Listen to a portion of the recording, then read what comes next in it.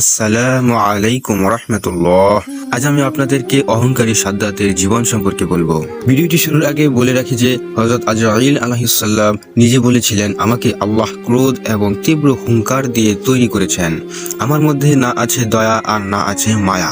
কিন্তু এই আজরাইল আলাইহিস সালাম নিজেই একজন মায়ের জান কবজ করতে গিয়ে অশ্রুসিক্ত হয়েছিলেন। এবং এই ঘটনাটি শুরু হয় নবী সালেহ আলাইহিস সালামের সময়। সাদ্দাত যখন তার মায়ের সাথে জাহাজে করে বিশাল সমুদ্র পাড়ি দিচ্ছিল, তখন সে দুধের শিশু। তখন সাদ্দাতের বয়স 2 থেকে 3 দিন হবে। জাহাজ চলা অবস্থায় হঠাৎ প্রবল বেগে ঝড় শুরু হতে লাগলো। জাহাজটি যখন সমুদ্রে ডুবে যাচ্ছিল, এটা দেখে সাদ্দাতের মা নিজের জন্য যতটা চিন্তিত না হচ্ছিল, তার চেয়ে বেশি তার ছোট্ট শিশু সাদ্দাতকে বাঁচানোর জন্য সর্বোচ্চ দিয়ে চেষ্টা করছিল। অতঃপর জাহাজের এক টুকরা কাঠ ধরে কাঠের উপর শিশুকে নিয়ে ভাসতে লাগলো। জাহাজের সবাই মারা গেলেও সাদ্দাত এবং সাদ্দাতের মা বেঁচে রইল। বিশাল এই সমুদ্রের মধ্যে তাদেরকে সাহায্য করার মতো কেউ রইল না। সাদ্দাতের মা তার নবজাতক শিশুটির কথা ভাবতেই তার চোখ দিয়ে অশ্রুসিক্ত হতে লাগলো। কিভাবে বাঁচাবে এই শিশুটিকে, কিছুই সে বুঝতে পারছে না। কঠিন এই পরিস্থিতিতে সাদ্দাতের মা তার সন্তানকে বাঁচানোর জন্য প্রচুর চেষ্টার পরে মহান রব্বুল আলামিনের দরবারে দোয়া করে বললেন, হে আমার রব, আমার জীবনের বিনিময়ে হলেও আপনি আমার সন্তানকে রক্ষা করুন। এমন সময় আল্লাহ রব্বুল আলামিন আজরাইলকে ডেকে বললেন, হে আজরাইল, যাও ওই গভীর সমুদ্রের মাঝে মা ও শিশু দুজনেই বেঁচে আছে, সমুদ্রের মধ্যে ভেসে থাকা মায়ের জানটি কবজ করে নিয়ে আসো। আজরাইল আলাইহিস সালাম বিশাল সমুদ্রের মাঝে এসে দেখল মা এই কঠিন অবস্থাতেও তার সন্তানকে দুধ পান করাচ্ছে এবং শিশুটিকে বাঁচানোর জন্য মা সর্বোচ্চ দিয়ে চেষ্টা করে যাচ্ছে। এটা দেখে আজরাইল আলাইহিস সালাম এর হৃদয় গলে গেল। যার অন্তরে কোনো দয়া মায়া নেই, সেও আজ দুঃখ পেল। আজরাইল আলাইহিস সালাম মনে মনে বলল, হে আল্লাহ, এখনই তো মায়ের জান কবজ করব, কিন্তু শিশুটির কি হবে? আল্লাহর নির্দেশ, তাকে পালন করতেই হবে। তাই সে বুক ভরা ব্যথা নিয়ে মায়ের জান কবজ করলেন। জান কবজ করার পর পুরো সমুদ্র শান্ত হয়ে গেল। শিশুটি তখন ভাসতে ভাসতে সমুদ্রের এক কিনারে জঙ্গলের ধারে এসে পৌঁছলো। শিশুটি তখন ক্ষুধার জ্বালায় কান্না করছিল। ওই জঙ্গলে ছিল বিশাল বাঘ ও বাঘিনী। মহান রব্বুল আলামিন তখন এই বাঘগুলোর হৃদয়ে দয়া মায়া সৃষ্টি করে দিলেন। পাখিটি তখন শিশুকে সমুদ্রের পানি থেকে উদ্ধার করলেন এবং আশ্রয় দিলেন। সেই সাথে জঙ্গলের সুস্বাদু রসালো ফলের রস পান করালেন। কিছুদিন পর একজন জেলে মাছ ধরার জন্য জঙ্গলের পাশ দিয়ে যাচ্ছিল। এমন সময় হঠাৎ সে একটি শিশুর কান্নার আওয়াজ শুনতে পায়। তখন শিশুটিকে দেখে তার খুব মায়া হলো এবং সে বলতে লাগলো, কি সুন্দর এই বাচ্চাটি, জানি না কোথা থেকে এসেছে, কোন মায়ের বুক খালি করে এসেছে। আশেপাশে কোনো মানুষ না থাকায় এবং জঙ্গলের বাঘের হাত থেকে বাঁচানোর জন্য সে বাচ্চাটিকে তুলে নিয়ে তার আপন গোত্রের সর্দারের কাছে নিয়ে গেল। গোত্রের সর্দার শিশুটির ফুটফুটে লাবণ্যময় সুন্দর চেহারা দেখে বলল, এই শিশুটি সাধারণ কোনো শিশু নয়। সর্দার জিজ্ঞেস করলো, তুমি এই শিশুটিকে কোথায় পেয়েছো? তার বাবা মা কোথায়? আমাদের উচিত তার বাবা মায়ের কাছে তাকে পৌঁছে দেওয়া। ছেলে তখন পুরো ঘটনাটি খুলে বলল। সর্দার তখন বলল, আমার তো কোনো সন্তান নেই, হয়তো মহান রব্বুল আলামিন চাইছেন আমি এই সন্তানকে নিজের সন্তানের মতো লালন পালন করি। এটা শুনে সেখানে থাকা সবাই খুশি হয়ে গেল। সর্দার তখন শিশুটির দায়িত্ব নিয়ে নিল। শিশু সাদ্দাতের বয়স যখন 8 থেকে 9 বছর বয়সে উপনীত হলো, তখন গোত্রের মানুষ লক্ষ্য করলো সাদ্দাত অন্য ছেলেদের মতো নয়। সে খুব দুঃসাহসী এবং স্বাস্থ্যবান কিশোরে পরিণত হচ্ছে, আর অন্যান্য ছেলেদের থেকে সুদর্শন, বুদ্ধিমান ও শক্তিশালীও বটে। সাদ্দাত একদিন মাঠে খেলা অবস্থায় কিছু সৈন্যবাহিনী পাশের রাস্তা দিয়ে যাচ্ছিল। তাদেরকে দেখে সব বাচ্চারা পালিয়ে গেলেও সাদ্দাত সেখানে দাঁড়িয়েছিল। সৈন্যদের মধ্যে একজন অন্ধ ছিল এবং সেখানে একটি সুরমার বোতল অনুসন্ধান করে বোতলটি তুলে নিল। সেই সুরমার বোতলটির জন্য পুরো সৈন্যবাহিনী দীর্ঘ কয়েক বছর ধরে খোঁজ করে যাচ্ছে এবং সেই অন্ধ লোকটির তার অন্ধত্ব দূর করার জন্য সুরমা চোখে লাগাবে। ঠিক এই সময় অন্য আরেকটি সৈন্য বলে উঠল, আপনি সুরমা লাগানোর আগে সুরমাটি পরীক্ষা করুন, এই সুরমার মধ্যে ক্ষতিকারক কিছু ভেজাল থাকতে পারে। অন্ধ সৈন্যটি বলে উঠল, কিভাবে পরীক্ষা করব? উপস্থিত সৈন্যদের মধ্যে একজন বলল, ওই যে একটি শিশু দাঁড়িয়ে আছে, ওকে দিয়ে আগে পরীক্ষা করুন। অতঃপর সৈন্যটি শিশু সাদ্দাতকে ডাকলেন এবং সাদ্দাত তাদের কাছে এগিয়ে এলো। সৈন্যদের একজন সাদ্দাতকে জিজ্ঞেস করলো যে, দেখতে পেলাম তোমার সব বন্ধুরা ভয়ে পালিয়ে গেছে, তুমি পালাওনি কেন? সাদ্দাত বলল, আমি কাউকে ভয় পাই না। সৈন্যরা হেসে হেসে তখন বলল, তাহলে এই সুরমাটি তোমার চোখে লাগাও, দেখি তোমার চোখ ঠিক থাকে কিনা। সাদ্দাত তখন সুরমাটি তার দুই চোখে প্রয়োগ করলো। সুরমাটি প্রয়োগ করার সাথে সাথে তার অন্তর চক্ষু খুলে গেল। দুনিয়ার সমস্ত কিছু গভীর থেকে গভীর পর্যন্ত তার দৃষ্টিগোচর হতে লাগলো। মানুষের পোশাকের ভেতর দিয়ে, এমনকি মানুষের চামড়ার ভেতর দিয়ে হাড় গুড় সহ সমস্ত কিছু সে দেখতে পেল। এমনকি মাটির নিচে থাকা সোনা দানা, হিরে জহরত ও গুপ্তধন সহ আরো সমস্ত খাজনা ইত্যাদি সে দেখতে পেতে লাগলো।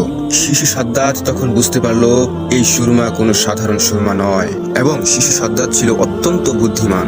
সে বুদ্ধি করে সৈন্যদের বলতে লাগলো, আমার চোখ প্রচন্ড ব্যথা করছে, আমি কিছুই দেখতে পাচ্ছি না, আপনারা আমায় কি দিয়েছেন, আমার চোখ ঝলসে যাচ্ছে। সৈন্যরা তখন বুঝতে পারলো সুরমায় ভেজাল আছে, এটা আসল সুরমা না। অতঃপর তারা সুরমার কৌটাটি ফেলে মন খারাপ করে ওই স্থান ত্যাগ করলো। এদিকে সাদ্দাত সে সুরমার কৌটাটি নিয়ে তার বাবার কাছে এলেন। এসে বললেন, আব্বাজান, আমি এমন এক জিনিস পেয়েছি যা দিয়ে আমরা খুব রাতারাতি পৃথিবীর সবচেয়ে সম্পদশালী হয়ে পড়ব। বাবা বলল, তুমি কি এমন পেয়েছো বাবা? শিশু সাদ্দাত তখন বলল, আমি এমন এক সুরমা পেয়েছি যেটা চোখে লাগালে মাটির নিচে থাকা সকল সোনা দানা, হিরে জহরত ও গুপ্তধন সহ ইত্যাদি দেখতে পাই। তখন তার বাবা বলল, এটা তো অনেক আনন্দের খবর, তবে তুমি কোনো চিন্তা করো না, আমার অনেক লোকজন আছে, সেই সাথে আছে অসংখ্য ঘোড়া ও গাধা। তুমি চোখে সুরমা লাগিয়ে চলো, তুমি যেখানে সোনা দানা দেখতে পাবে তখনই আমাদের বলবে, আমরা উঠিয়ে নিয়ে আসবো।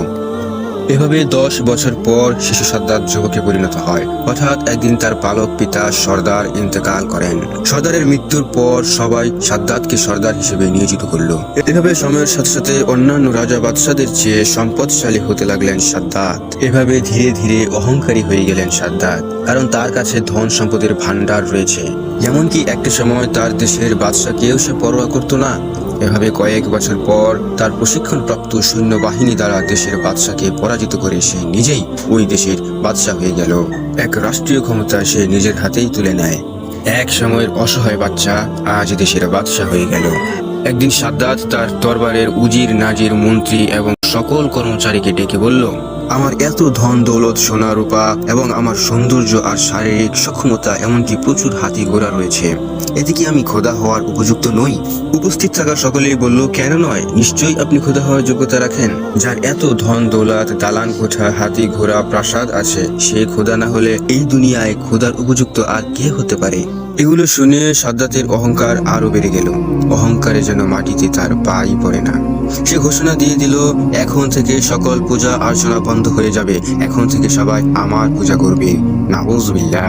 আপনাদের জানিয়ে রাখি, সেই সময় মানুষ গাছ, পাথর এবং আগুনের পূজা করত, আবার কেউ কেউ মূর্তি পূজাও করত। বাদশাহ সাদ্দাতের আদেশ, এখন থেকে সকল পূজা বন্ধ করে শুধুমাত্র বাদশাহ সাদ্দাতের পূজা করতে হবে। বাদশাহ সাদ্দাতের কথা মতো তার সৈন্যবাহিনী বিভিন্ন প্রান্তে এই খবর পৌঁছাতে বেরিয়ে গেল এবং সকলকে সাবধান করে দিল যে বাদশাহ সাদ্দাতকে ছাড়া অন্য ধাতুর পূজা করলে তাকে মৃত্যুদণ্ড দেওয়া হবে। আর তাই একটা সময় সকলেই বাদশাহ সাদ্দাতের পূজা করতে লাগলো। এরই মধ্যে হযরত হুদ আলাইহিস সালামের আবির্ভাব হয়। তিনি ছিলেন অন্য গোত্রের এবং প্রচন্ড শক্তিশালী। হযরত হুদ আলাইহিস সালাম একাই 400 থেকে 500 সৈন্যবাহিনীর সাথে যুদ্ধ করতে পারতেন। মানুষ হিসেবে তিনি নম্র, ভদ্র ও কোমল হৃদয়ের একজন মানুষ ছিলেন। তিনি ইবাদতের সাথেই দিন কাটাতেন। হুদ আলাইহিস সালাম ছিলেন পরোপকারী এবং সেই সাথে মানুষকে মূর্তি পূজা থেকে সকল প্রকার পূজা অর্চনা ছেড়ে দিয়ে এক এবং অদ্বিতীয় আল্লাহর অনুসরণ করার, সাজদা করার পরামর্শ দিতেন। তিনি দাওয়াত দিতেন, আল্লাহ ছাড়া দুনিয়ায় আর কোনো প্রভু নেই, আর কোনো ইলাহ নেই, তিনিই আমাদের রব, তিনিই আমাদের স্রষ্টা। এরই মধ্যে হুদ আলাইহিস সালাম যখন জানতে পারে বাদশাহ সাদ্দাত নিজেকে খোদা দাবি করছেন, এই তথ্য শোনার পর হুদ আলাইহিস সালাম বাদশার দরবারে এসে সকল প্রটোকল ভেঙে, এমনকি প্রহরীদের মেরে সরাসরি বাদশাহ সাদ্দাতের সামনে এসে উপস্থিত হলেন। সেখানে উপস্থিত হয়ে অত্যন্ত রাগান্বিত হয়ে বললেন, সাদ্দাত, তুমি নাকি নিজেকে খোদা দাবি করছো? এত সাহস তোমার হয় কিভাবে? এক্ষুনি তুমি এক ও অদ্বিতীয় আল্লাহর প্রতি ঈমান আনো, নইলে আল্লাহ তোমাকে কখনোই ক্ষমা করবেন না। এটা দেখে সবাই অবাক হয়ে তাকিয়ে রইলেন। পাশে থাকা মন্ত্রী তখন বলল, তাকে এক্ষুনি মৃত্যুদণ্ড দিন, সে আপনার সামনে কিভাবে এত বড় কথা বলতে পারে? সাদ্দাতের সুরমা লাগানো সেই চোখ দিয়ে তাকিয়ে দেখলেন, এটা কোনো সাধারণ মানুষ নয়, তার ভেতরে রয়েছে কয়েক হাজার মানুষের শক্তি। সাদ্দাত রাগান্বিত হয়ে বলতে লাগলো, তোমার আল্লাহকে আমি কেন মানতে যাব? হুদ আলাইহিস সালাম বললেন, আল্লাহ পরম করুণাময়, আপনি যদি আল্লাহকে সিজদা করেন, যদি আপনি আল্লাহর ইবাদত ইবাদত করেন এবং আল্লাহর বিধিবিধান মেনে চলেন, তাহলে দুনিয়াতে শান্তি পাবেন এবং সেই সাথে পরকালে চিরস্থায়ী জান্নাত প্রাপ্ত হবেন। বাদশাহ অহংকারের সাথে বলল, তোমার আল্লাহ কি আমার থেকেও সুখী? তুমি কি জানো না এই পৃথিবীর সকল সোনা দানা সমস্ত কিছু আমার চোখে দেখা দেয়? আমার এত সম্পদ থাকার পরও তুমি বলছো তোমার আল্লাহর ইবাদত করতে? হযরত হুদ আলাইহিস সালাম বললেন, নিশ্চয়ই আল্লাহ নেক বান্দাদের জন্য বেহেশত তৈরি করে রেখে দিয়েছেন। দুনিয়া থেকে যাওয়ার পর পরকালে রয়েছে চিরস্থায়ী বেহেশত।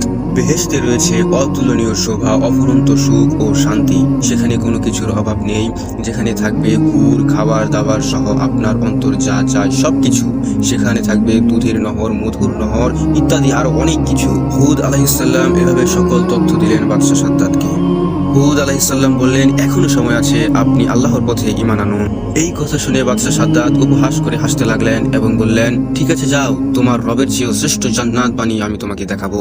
তারপরও আমি তোমার আল্লাহর কাছে মাথা নত করব না। তোমার আল্লাহকে আমি চ্যালেঞ্জ করলাম, তোমার বর্ণনা অনুযায়ী এই পৃথিবীতে আমি জান্নাত বানিয়ে তোমাকে দেখাবো।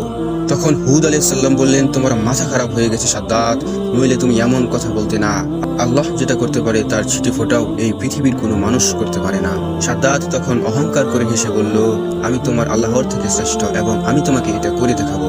এভাবে সাদ্দাত হুদ আলাইহিস সালামকে অপমান করে রাজ দরবার থেকে বের করে দিলেন এবং তাকে বললেন, কয়েকশো বছরের মধ্যে পৃথিবীতে তোমার আল্লাহর চেয়ে শ্রেষ্ঠ জান্নাত বানিয়ে আমি তোমাকে দেখাবো।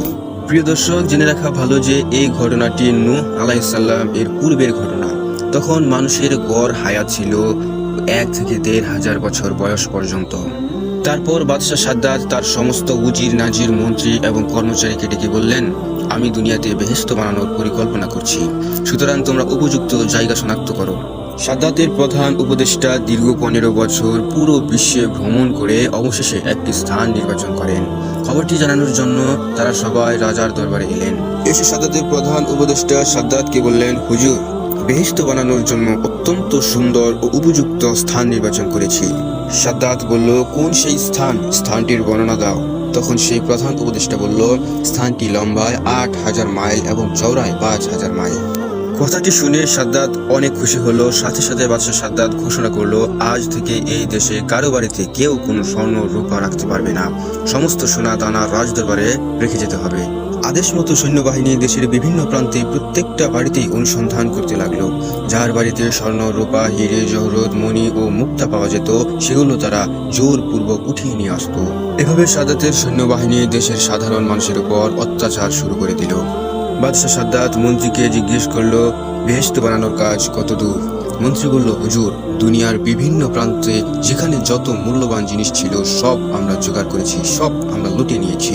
এভাবে বিভিন্ন প্রান্ত থেকে লক্ষ লক্ষ সুদক্ষ কারিগর ও মজুর বেহেশত তৈরি করার জন্য আসতে শুরু করলো। সাদ্দাত তাদেরকে বলল, তোমরা বেহেশতের মধ্যে এমন অসংখ্য বালাখানা তৈরি করবে যে যার একটি ইট হবে সোনার এবং অন্যটি হবে রূপার। মনে রাখবে, তোমরা যেদিন বেহেশত বানানোর কাজ সফল করে আমাকে সংবাদ দেবে, সেদিনই আমার চিরকাঙ্ক্ষিত বেহেশতে আমি বসবাসের জন্য যাব। দীর্ঘ 300 বছর পর দিন রাত কঠোর পরিশ্রম করার পর বাদশাহ সাদ্দাতের স্বপ্নের বেহেশতের কাজ শেষ হলো। অনেক ঐতিহাসিকদের মতে সেটি বিচিত্র, কারুকার্যময় ও অপূর্ব সুন্দর হয়েছিল। যেদিকে নজর দেওয়া যায় সেদিকে অপরূপ দৃশ্য। চারদিকে কারিগরদের শ্বেত পাথরের অপূর্ব কার্য, রংমহলের চারিধারে হাজার হাজার ঝাড় লণ্ঠন ঝুলছে, কিন্তু আলোর প্রয়োজন হয় না। অন্ধকার রাতে সেই ঘরগুলো চাঁদের আলোর মতো স্নিগ্ধ। হিরে, মণি, মুক্তা ঘরের মাঝে সজ্জিত রয়েছে। মেঝের উপর রয়েছে নানা রকমের সুন্দর সুন্দর ফুলদানি। ঘরের চারদিক থেকে আতর, গোলাপ, মিষ্টি আম্বরের সুগন্ধ ছুটছে এবং মহলের চারপাশে রয়েছে সোনা রূপার তৈরি বিভিন্ন গাছের বাগান। গাছের পাতা ও ফল নানা রকমের কারুকার্যময় পাথর দিয়ে তৈরি। ভ্রমর ও মৌমাছিগুলো এমন ভাবে নির্মিত হয়েছে যে দেখে মনে হবে তারা সত্যি ফুলের উপর বসে মধু পান করছে। আর সেই সকল প্রাসাদের পাশ দিয়ে পানির নহর কুলকুল শব্দে বয়ে যাচ্ছে। এগুলো সাধারণ পানি নয়, সবই গোলাপের পানি। সেই পানি থেকে গোলাপের সুগন্ধ আসছে। তার পানি এত স্বচ্ছ যে মনে হচ্ছে যেন মুক্তার ধারা বয়ে যাচ্ছে। এখানে শত শত সুন্দরী রমণী আছে। তারপর আনন্দের জন্য নাচ ঘর রয়েছে। সেখানে সারা পৃথিবী থেকে বেছে বেছে সুন্দরী রমণীদের আনা হলো আনন্দের জন্য। কুচি কুচি ফুটফুটে সুন্দর কিশোরদের রাখা হলো, অর্থাৎ জান্নাতে হুর গিলমান বলতে যা বোঝায় তাও সেখানে ঢোকানো হলো সাদ্দাতের জন্য। বেহেশত নির্মাণের কাজ সম্পূর্ণ হলে অবশেষে বাদশার মন্ত্রী একদিন বাদশার কাছে গিয়ে বলল, হুজুর, এবার আপনি আসুন। বাদশাহ সাদ্দাত আনন্দের সাথে বলতে লাগলো, বেশ, কিছুদিনের মধ্যেই আমি সেখানে প্রবেশ করব।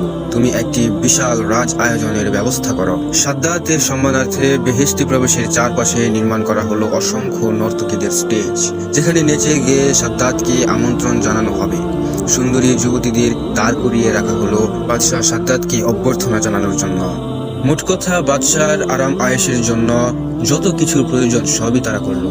বেহেশতে প্রবেশের নির্ধারিত সময় উপস্থিত সকল প্রকার প্রস্তুতি সম্পন্ন করে বাদশাহ শাহী পোশাকে সজ্জিত হয়ে তার মন্ত্রী, উজির, নাজির, কর্মচারী সমস্ত লোকজনদেরকে নিয়ে বেহেশতে প্রবেশের জন্য এগিয়ে চলল।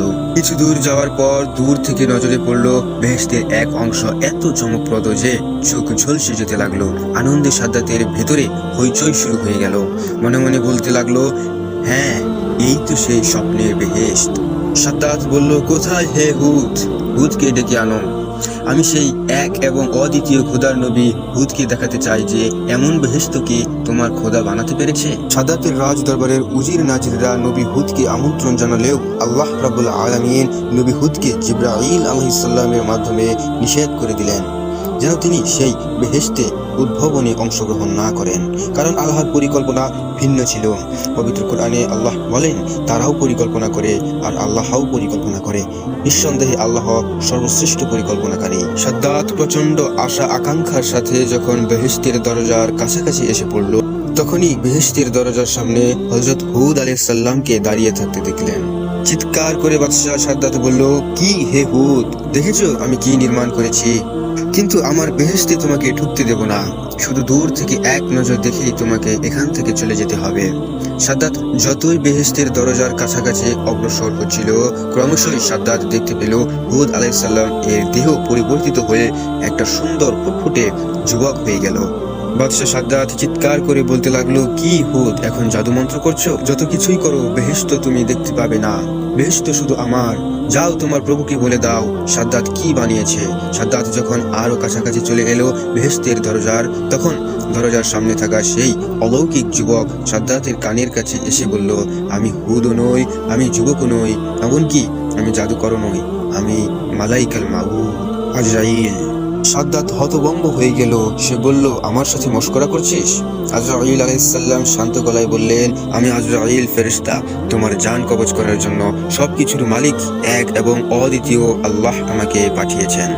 সাদ্দাত ক্রোধান্বিত হয়ে উঠল, চিৎকার করে বলল, সাবধান, আমার সাথে তামাশা করার চেষ্টা করিস না। অতঃপর সৈন্য নির্মিত তরবারি কোষমুক্ত করে সাদ্দাত নিজেই হযরত আজরাইল আলাইহিস সালাম এর মোকাবেলা করার চেষ্টা করলো। কিন্তু কি আশ্চর্য, তলোয়ারটা বেরই করলো শুধু, কিন্তু সেখান থেকে 1 ইঞ্চিও লড়াতে পারলো না। সেখানেই পাথরের মতো থমকে দাঁড়িয়ে রইল। ভয়ে তার সারা শরীর থেকে ঝরঝর করে ঘাম বের হতে লাগলো। ধীরে ধীরে সাদ্দাত উপলব্ধি করতে পারলো তার চারপাশে থাকা অসংখ্য মানুষ বাতাসের সাথে মিলিয়ে যাচ্ছে, সব শূন্য আর একাকার হয়ে যাচ্ছে। শুধু সামনে বেহেশতটা রূপ যৌবনের ঝলক দেখাচ্ছে। সাদ্দাত তার পুরো শক্তি দিয়ে চিৎকার করে বলল, হে সৈন্যগণ, শত্রুকে মোকাবেলা করো। আজরাইল আলাইহিস সালাম অট্ট হাসিতে হেসে বলল, কোথায় তোমার সেই বিশাল সৈন্য? একটু পেছনে তাকাও, তোমার চারপাশের মতো তোমার পেছনের সৈন্যও কিন্তু হারিয়ে গেছে। সাদ্দাত ধীরে ধীরে পেছনে তাকিয়ে দেখলো তার পেছনে কেউ অবশিষ্ট নেই। সাদ্দাতের সব কিছু শেষ হয়ে গেল। অসহায় সাদ্দাত এখন কাঁদতে কাঁদতে ভয়ে ভীত হয়ে বলতে লাগলো, সত্যিই তুমি আজরাইল? আজরাইল আলাইহিস সালাম বললেন, হ্যাঁ, সত্যিই আমি আজরাইল, কিন্তু দেরি করার মতো সময় আমার নেই। সাদ্দাত তার বেহেশতের দিকে তাকিয়ে রইল। সেটির সৌন্দর্য আরো কয়েক গুণ বেড়ে গেল। সে করুণ স্বরে আজরাইলের দিকে তাকিয়ে বলল, হে আজরাইল, আমাকে আমার বেহেশতের মধ্যে একটি পলকের জন্য ঢুকতে দাও। গত 300 বছর ধরে আমি অধীর আগ্রহে অপেক্ষা করে আছি যে এই বেহেশতের মাটিতে আমি একটি পা দিব, কিছু সময় কাটাবো, আমাকে সেই সুযোগটা অন্তত দাও। আজরাইল আলাইহিস সালাম জানিয়ে দিল, তার পক্ষে এটা সম্ভব নয়। আল্লাহর হুকুম তাকে পালন করতেই হবে। এই মুহূর্তে সাদ্দাতের জান কবজ করতেই হবে। এই কথা শুনে সাদ্দাত অসহায় শিশুদের মতো হাউমাউ করে কেঁদে উঠতে লাগলো। মিনতি করে হাত জোর করে আজরাইলের পায়ে পড়ল, বলল, সামান্য সময় দাও হে আজরাইল। হযরত আজরাইল আলাইহিস সালাম সাদ্দাতের এই আর্তনাদ দেখে কেন যেন তার পরিচিত মনে হচ্ছিল অন্তত আরো 700-800 বছর পূর্বে কোনো এক সমুদ্রের মধ্যে ভাসমান এক শিশুর কান্নার শব্দের সাথে এই আর্তনাদের মিল আছে। আজরাইল আলাইহিস সালাম অনুধাবন করে বুঝতে পারলো, হ্যাঁ, এই তো সেই শিশু যাকে অসহায় অবস্থায় সমুদ্রের বুকে কাঠখণ্ডের উপরে ভাসমান অবস্থায় তার মায়ের জান কবজ করে নিয়ে এসেছিলাম। তখন তার চেহারা দেখে আমার যেমন মায়া হচ্ছিল, আজও তার চেহারা এবং আর্তনাদ দেখে খুবই মায়া হচ্ছে। সে শুধুমাত্র বেহেশতে একবার ডুবতে চাচ্ছে, কিন্তু আমি তো হুকুমের গোলাম। আমার হৃদয়ে কোনো আবেগ বা দয়া মায়া থাকা মানায় না। প্রিয় দর্শক, সাদাতের কোমল এবং সুন্দর ফুটফুটে চেহারাকে উপেক্ষা করেও হযরত আজরাইল আলাইহিস সালাম অত্যন্ত নৃশংসভাবে কঠোর হৃদয়ে শক্ত মজবুত হাত দিয়ে টেনে হিচড়ে সাদাতের দেহ থেকে রূহ বের করে নিয়ে আসলেন। তারপর হঠাৎ খুব ভয়ঙ্কর এক আওয়াজ এসে ভূমিকম্পের মতো সাদাতের বেহেশত ভেঙে চুরমার করে দিল। প্রিয় দর্শক, অহংকারের ফল কতটা ভয়াবহ